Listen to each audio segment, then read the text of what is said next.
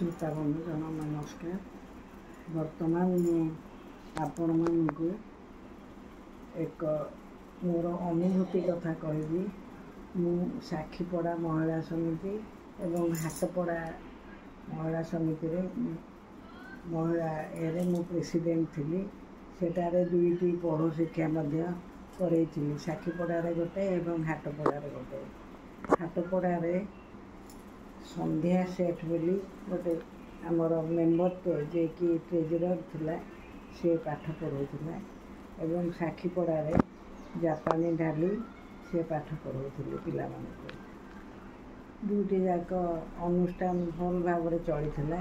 आम दिने कथबार्ता हेलु जापानी ढाली विष्णुप्रिया प्रधान, ममता बुढ़ी, क्षिप्रा आम सब कथबार्ता लगे कमलिनी आम सब कथा लगे आम गोटे ड्रामा करेगा। महिला माने आम माने जो फंक्शन प्रति वर्ष करूँ गोटे ड्रामाटे करेगा से महिला मान द्वारा। महिला माने राजी हो गले। आमे साबिर स्वप्न नामक गोटे ड्रामाटे आनलु एवं ड्रामाटे कलु। ड्रामा मंत्री सेते बड़े दुर्गाशंकर पट्टनायक थिले एवं कलेक्टर नरेंद्र मिश्र ए समस्ते से फंक्शन को आसीथिले एवं फंक्शन टी बहुत सुंदर भाव रे हेतिला। फंक्शन रे विषय वस्तु कौन से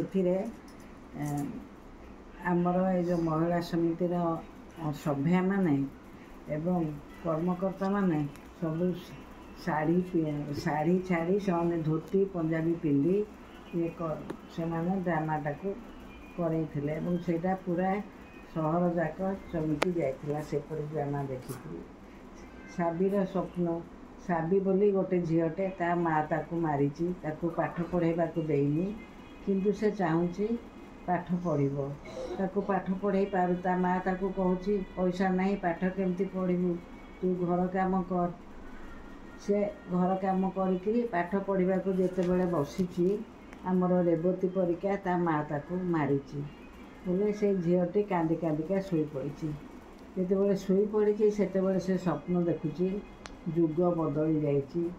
झी माने पाठ पढ़ुंट झी माने बहुत बड़ बड़ ऑफिसर होती एवं झी माने सबू काम आग बड़ होती। विवाह करने को जिते बड़े जाऊँच झी माने भी विवाह करने को से माने पुओ मान को देखा जाऊँच किंतु पुओ माने देखा झी मान को आसुना। विवाह करने को जिते बड़े जाइए से तार मनोनीत पिला को से विवाह करने को निजे ठिकणा करके आसी।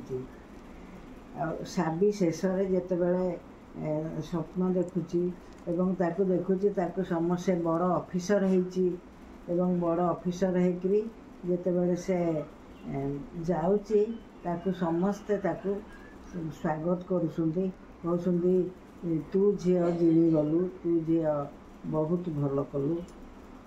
झी से साबी किंतु बहुत ऑफिसर होकरी बहुत सुंदर भाव करुँची सुंदर भाव शासन करुँची सुंदर भाव से लोक मानकर दुख सुख बुझुची। से देखे दे झी माने जदि शासन करेंगे से माने पुओ मानकठू बहुत भल भाव करेंगे। तेणु साबी भी जिते बड़े से करुँची शासन से भाविकी सबू स्त्री लोक मानकर उन्नति करुँची। 2 नंबर थिबा नागरिक स्त्री लोक मानकू से उच्चासन को नहीं जाउची किंतु जिते बड़े से कहूँ जे स्वप्न रे कहूँ मो स्वप्न बहुत सुंदर मु प्रकृत मु पाठ पढ़ी मु बहुत बड़ ऑफिसर होती बेले ता माँ आसी कहची हल शोचु कौन उठ काम बाकी रही शोचु कौन कहीकि फेर ताको मारी एवं सेतिकरे आमर ड्रामाटा सरी जाइए। ड्रामाटी बहुत सुंदर होता। जापानी विष्णुप्रिया एमाने बहुत सुंदर भाव एक्टिंग करथिले।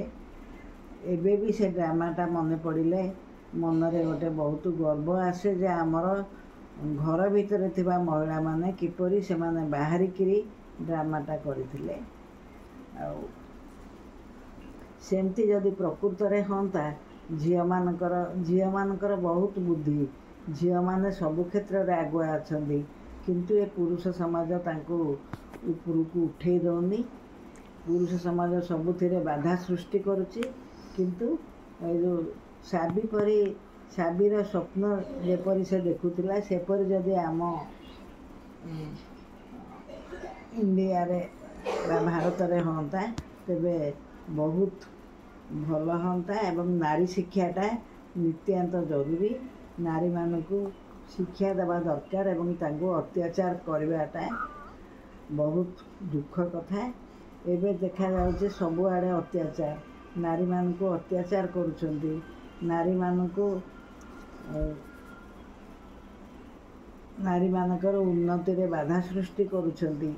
ए सब कथाटा केबे बंद हबो से दिन को आम माने चाहि रहिछु। श्रोता बंधुगण नमस्कार।